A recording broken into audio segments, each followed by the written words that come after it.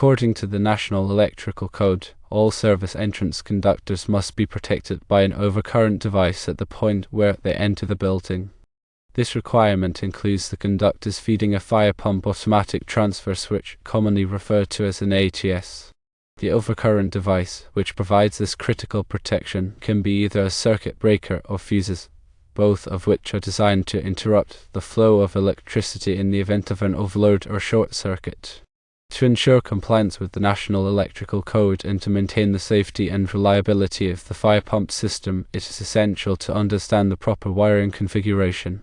If the utility or ATS feed is taken off the existing breaker and connected to the service side of the service disconnect, the overcurrent device protecting the service entrance conductors is correctly located at the service disconnect.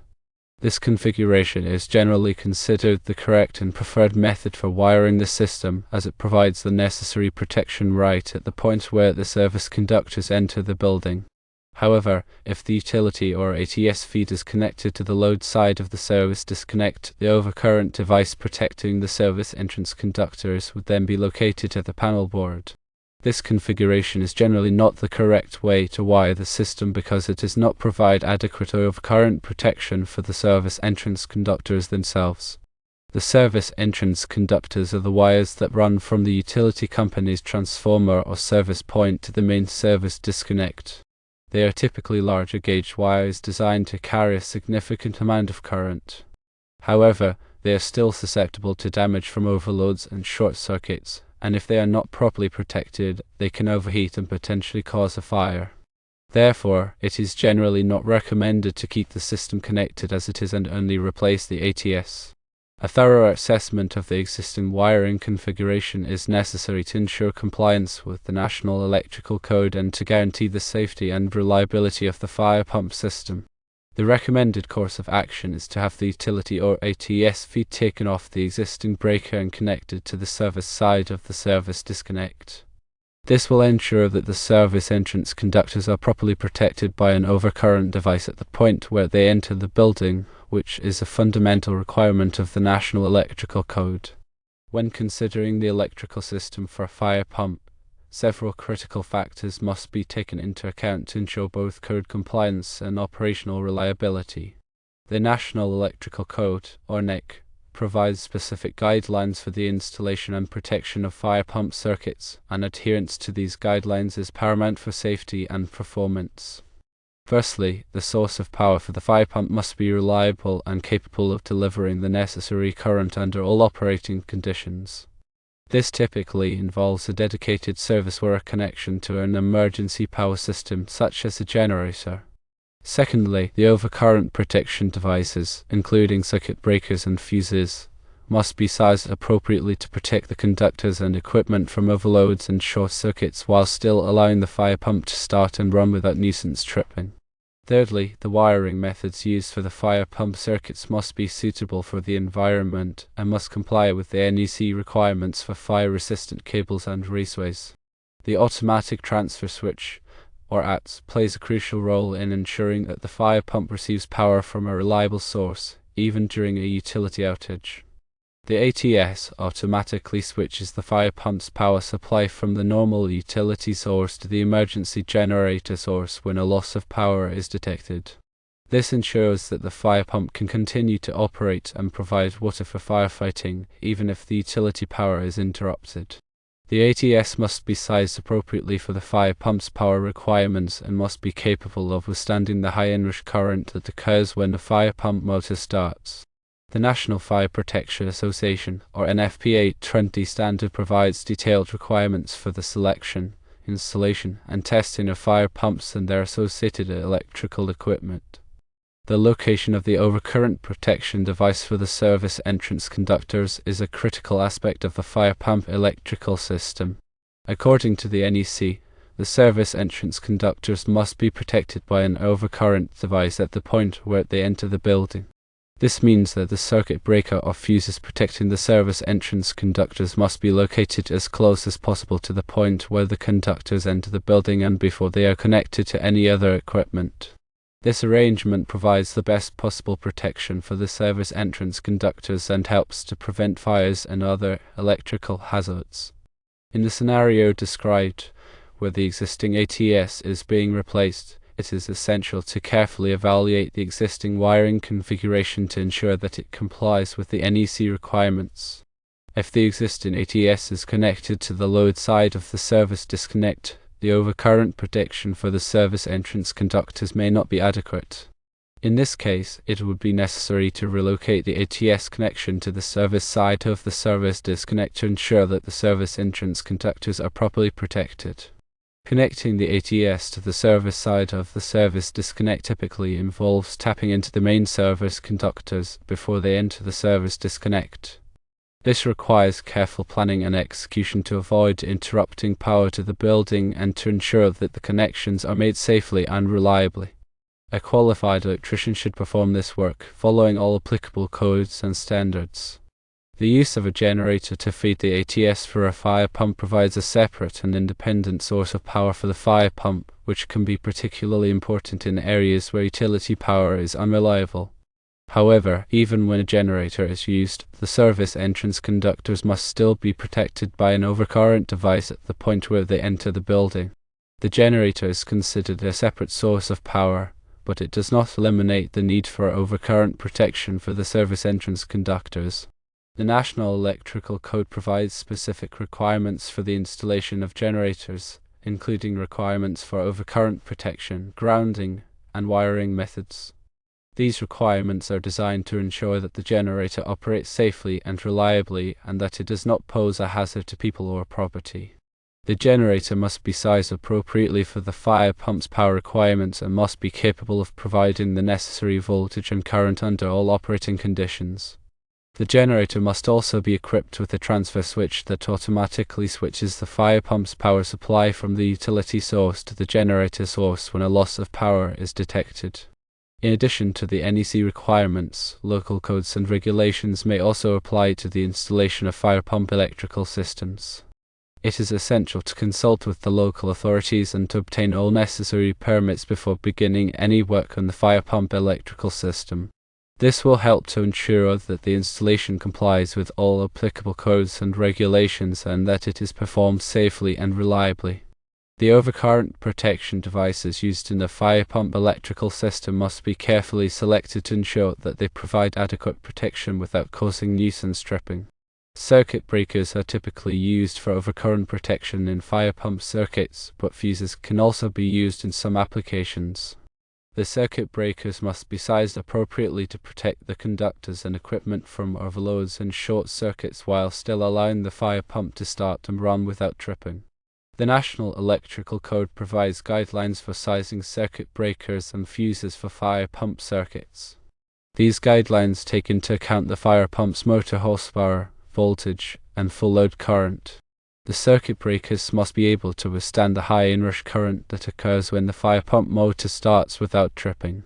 The circuit breakers must also be able to provide short circuit protection to protect the conductors and equipment from damage in the event of a short circuit.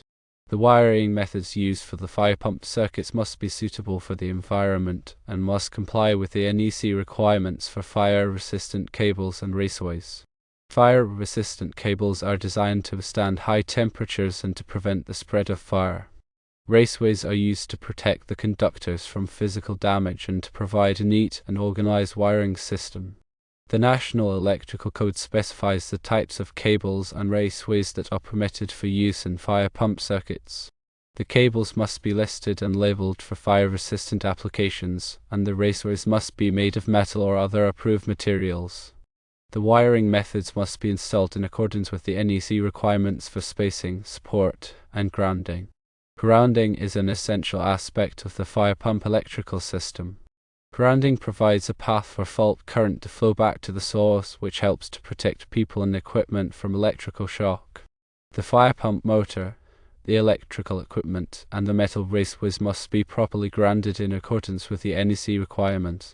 The National Electrical Code specifies the methods for grounding electrical systems. These methods include the use of grounding electrodes, grounding conductors, and bonding jumpers. The grounding system must be designed to provide a low impedance path for fault current to flow back to the source.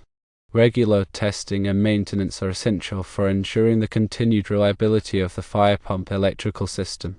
The fire pump should be tested regularly to verify that it is operating properly and that it is capable of delivering the required water flow and pressure. The electrical equipment should be inspected regularly to identify any signs of damage or deterioration. The National Fire Protection Association 25 standard provides guidelines for the inspection, testing, and maintenance of water-based fire protection systems. These guidelines include requirements for testing the fire pump, the electrical equipment, and the alarm system. The testing and maintenance should be performed by qualified personnel who are familiar with the fire pump system and the applicable codes and standards. In summary, the electrical system for a fire pump is a critical component of the overall fire protection system. Adherence to the NEC requirements, local codes, and industry standards is essential for ensuring the safety and reliability of the fire pump system. A qualified electrician should perform all electrical work on the fire pump system, following all applicable codes and standards. Regular testing and maintenance are essential for ensuring the continued reliability of the fire pump system. When dealing with fire pump systems and automatic transfer switches, understanding the nuances of the National Electrical Code is crucial for ensuring safety and code compliance. One common point of confusion arises regarding the connection of the utility feed to the ATS, particularly in relation to the service disconnect. The NEC mandates that all service entrance conductors be protected by an overcurrent device at the point where they enter the building.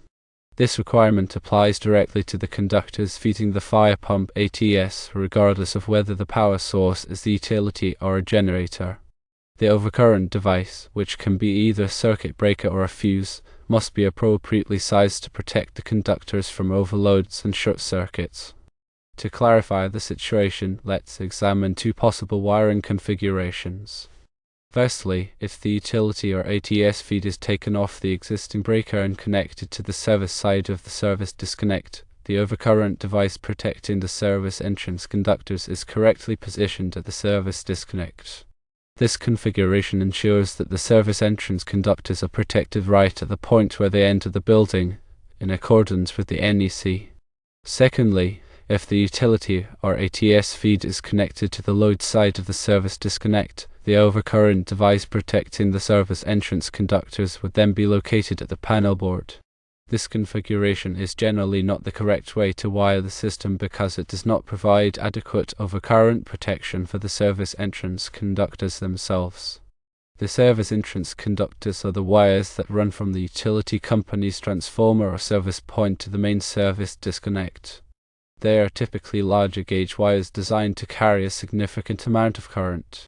However, they are still susceptible to damage from overloads and short circuits, and if they are not properly protected, they can overheat and potentially cause a fire.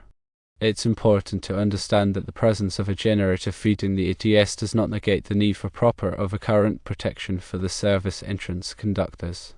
The generator acts as an alternate power source, but the fundamental requirement for protecting the service entrance conductors remains unchanged.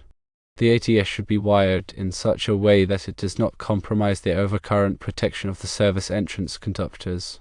In the scenario where the existing ATS is being replaced, it's critical to carefully evaluate the existing wiring configuration to ensure compliance with the NEC. If the existing ATS is connected to the load side of the service disconnect, the overcurrent protection for the service entrance conductors may be inadequate. In this case, it would be necessary to relocate the ATS connection to the service side of the service disconnect to ensure that the service entrance conductors are properly protected. Connecting the ATS to the service side of the service disconnect typically involves tapping into the main service conductors before they enter the service disconnect. This requires careful planning and execution to avoid interrupting power to the building and to ensure that the connections are made safely and reliably. A qualified electrician should perform this work following all applicable codes and standards. Several factors influence the selection and sizing of the overcurrent protection devices for the fire pump system. Firstly, the rating of the service entrance conductors must be considered. The overcurrent devices must be sized to protect the conductors from overheating, but they must also allow the fire pump motor to start and run without nuisance tripping. Secondly, the fire pump motor's starting current must be taken into account. Fire pump motors typically draw a very high current when they start, and the overcurrent devices must be able to withstand this inrush current without tripping. Thirdly, the National Electrical Code provides specific guidelines for sizing overcurrent devices for fire pump circuits. These guidelines take into account the fire pump's motor horsepower, voltage, and full load current. In addition to overcurrent protection, proper grounding is also essential for the safety of the fire pump system. Grounding provides a path for fault current to flow back to the source, which helps to protect people and equipment from electrical shock. The fire pump motor, the electrical equipment, and the metal raceways must be properly grounded in accordance with the NEC requirements. Regular testing and maintenance are crucial for ensuring the continued reliability of the fire pump system. The fire pump should be tested regularly to verify that it is operating properly and that it is capable of delivering the required water flow and pressure. The electrical equipment should be inspected regularly to identify any signs of damage or deterioration. The National Fire Protection Association 25 standard provides guidelines for the inspection, testing, and maintenance of water-based fire protection systems. These guidelines include requirements for testing the fire pump, the electrical equipment, and the alarm system. The testing and maintenance should be performed by qualified personnel who are familiar with the fire pump system and the applicable codes and standards.